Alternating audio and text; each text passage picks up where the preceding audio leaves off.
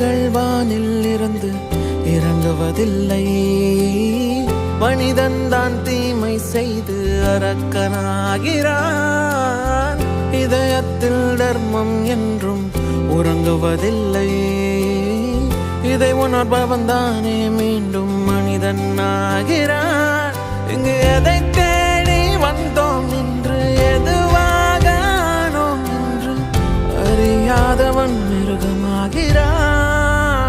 நான் யார் இறைவா, விடைத்தாய் இறைவா.